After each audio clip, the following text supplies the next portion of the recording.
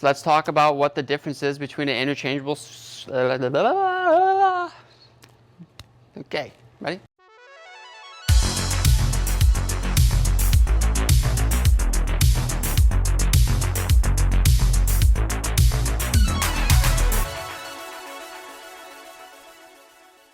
Hey everyone, welcome back to another Andrew Anderson Bowling YouTube video. Today we have a special one. We're going to be talking about bowling shoes, the importance of them, and what might fit you the best. Huge shout out to Dexter for allowing me to showcase some of the newest shoes, but also give you guys a inside look at maybe some product you haven't seen yet. So why are bowling shoes so important? Well, arguably they could be determined as equally important as your bowling ball. If you can't slide properly, can't balance properly, we're going to have a lot of problems throughout your bowling swing and game. And so bowling shoes, as you adapt to different levels of bowling, you also have to adapt your shoe as well. For those who are in high school, middle school, even maybe younger ones in college, it's okay to start at some entry-level shoes and then work your way up, because as you work your way up, you're going to be maybe growing out of shoes. But for those who are bowling competitively 3 nights a week, bowling tournaments, going to nationals, doing these different things, it is so important to make sure you have shoes that are adjustable for different surfaces that you might be bowling on. I can't tell you how many times when I practice a turbo, they tend to be a touch tackier than when I leave turbo and go bowl somewhere. So I have to not only have a shoe that's interchangeable, but the soles that I need to be able to change too. And we'll talk about that a little more later on. But thank you, Dexter, for sending us some of your newest products to talk about and go through to show the differences in shoes and what may fit you best. First and foremost, let's talk about the difference between an interchangeable shoe and one that is not. An interchangeable shoe, you're able to remove the sole and put a different one on, and or the heel if you need it. It's a little tough to get off when they're brand new. But you can remove this and get a different one in terms of tackiness, how much slide. If you see, there's a number 8 there at the bottom. They do, I believe they run between now 2 and 12. So it used to be 10, I believe, but I never really go past 8 personally. That is plenty of slide for me. But if you use a slide sock and you don't want to use your slide sock anymore, get up to a 10 or a 12, an interchangeable shoe.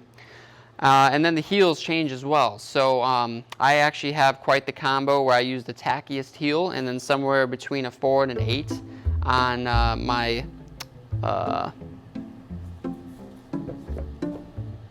sole.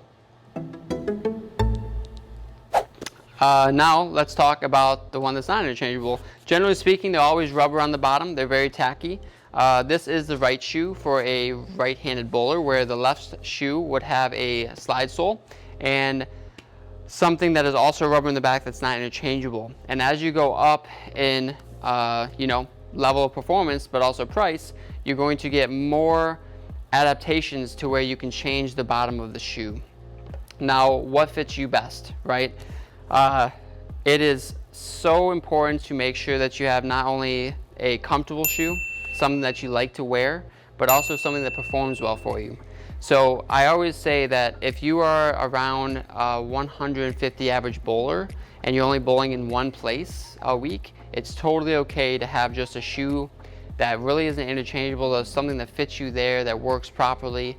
But then as you adapt and as you try to get better and you get up and you start to bowl at other bowling centers, you start to bowl tournaments, that's when we need to start talking about interchangeable. And that doesn't mean you have to go for the high-end SST8s, 6s, the 9, which I wear, and you'll see later on. But it is important to be able to change and adapt to wherever you're bowling. We change bowling balls all the time. You throw a different bowling ball for different house shots. The same can be said for shoe soles. You do not want to go to league and stick the whole night. It is just not fun. Like, one thing not striking very much, your ball's not working, but then you can't slide. Or there could be places where they feel like glass and you just can't stop sliding. And then, please, for the love of God, do not use Easy Slide on the bottom of your shoes. It is the biggest, I wish it was never invented. Okay. What's Easy Slide? Easy Slide? You don't know what Easy Slide is? No.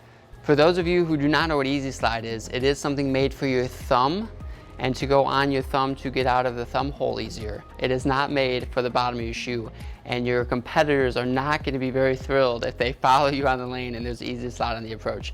One, it's a danger, but two, it's really not needed if your shoes are fit properly and you are sliding properly. When it comes to picking out the right pair of shoes, some of the things that you have to take into consideration: how many bowling centers you bowl in, how much slide you use, do you plant, do you have problems with your other foot slipping out at times? For those that have very, very generic shoes, sometimes there's a slide on both feet.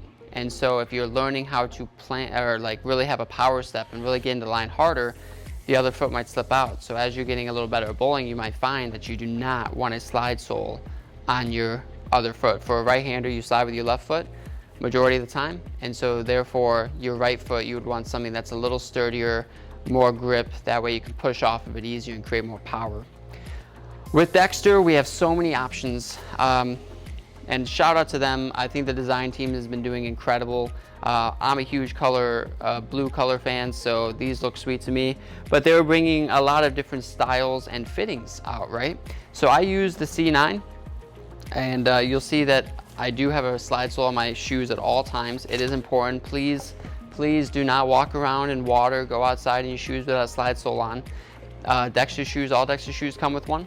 It is important to use it, wear it. Just so many things can happen. When you're walking on carpet, you can't really see when there's moisture. The last thing you want to do is, have some moisture get on your sole, stand back on the approach, stick, you lose a frame or two, and now you don't have confidence that you're going to be balanced, and all the things that can go wrong with that. Like I said, I mean, shoes are just so important to what we're doing as competitors, trying to make sure that we can bowl well any given night. With Dexter shoes, you have multiple styles. BOA is becoming huge in the industry, in every sport, really, especially golf and bowling. You're seeing the BOA system be used a lot more. But for those of you who do still like to tie your shoes and struggle with how tight they get or how tight you like them, there's always the option of using the original ones that you can tie. And they do offer options which are interchangeable. But I want to talk a little bit about a fitting of each shoe. For me, I have very narrow feet. So I intend to use the C9 or the 9 because I feel like they fit the middle of my foot better. For those of you who have wider feet, there are wide options, and or just the regular option, the SST6 does fit slightly wider. For those of you who really have a style preference, there are definitely multiple color options in multiple varieties of shoes. I am kind of liking the new style, the SST8 here. It's giving you like an old-fashioned look, but I feel like it's going to work with a lot of things that I wear, especially on tour when I'm wearing dress pants every day. So style is important. Not as important of the actual working of the shoe, but it is important. So I understand having different options to look at is important. But one of the things that when you do get interchangeable shoes that is really important is making sure you have the other soles available. It's one thing to get the shoe, but make sure you have the other options. As you can see, Dexter has a multitude of options for both slide soles and heels. We can go through that and you'll see a little bit of later on what I use and what I change most often. But it's important that if you do have the 9, there is this particular slide sole for the 9. And then if you have something like the SST6, there is a slide sole that you can cut to fit your shoe as well as possible.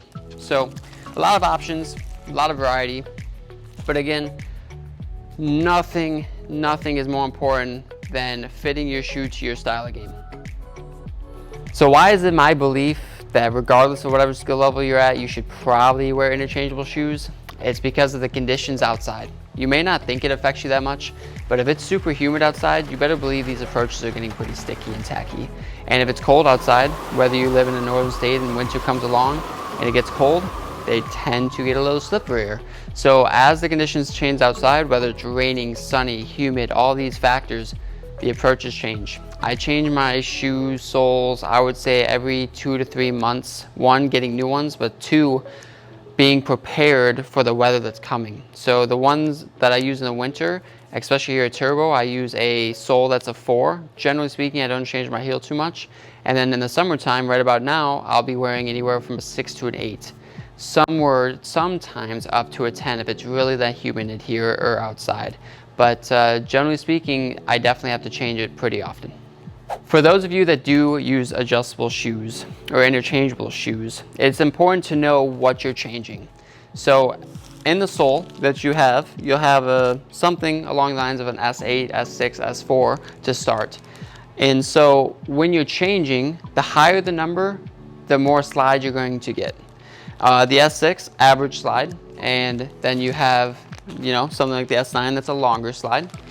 And then you have something along the line of an S2 that is no slide for those that plant. It does slide a little bit. I just planted them. I can't, for whatever reason, slide at all. But it's really about your feel, what works for you. On the heel, H2, similar thing. It is an adjustable one. They do have some that you can change the way it, ends for you. But for me personally, I just use the H2. It is super tacky. And that way I know that when I put my full force onto the ground, I am stopping. But for some of you that tend to go maybe heel first, then toes, that don't want to stop immediately, there's something like the H7 that has less break for you, and something that you can actually have some slide on your heel with your sole. So it's all about balancing that out. How do you walk? How do you slide? I'm very heavy on my toes, so it's very important that my sole slides and my heel breaks, because once my heel's on the ground, I really need to stop.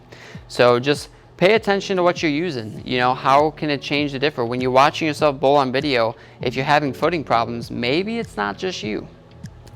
All in all, make sure that you are keeping up to date with your bowling shoes, just as much as we do with our bowling balls. It is so important. It is equally as important to me. And so when you're actively getting lessons, when you are trying to improve your game or trying to take it to the next level, make sure that you're more prepared for that. Make sure that you are getting ahead of the game, especially your shoe game.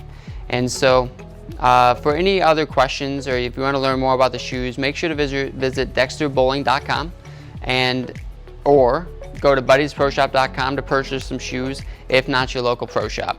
I am so thankful for Dexter for sending me these so I can showcase some of them for you, and I sure hope that this video helps you pick the right pair of shoes for you. Thanks for watching. If you like what you see, make sure you subscribe and turn on notifications so you never miss a video.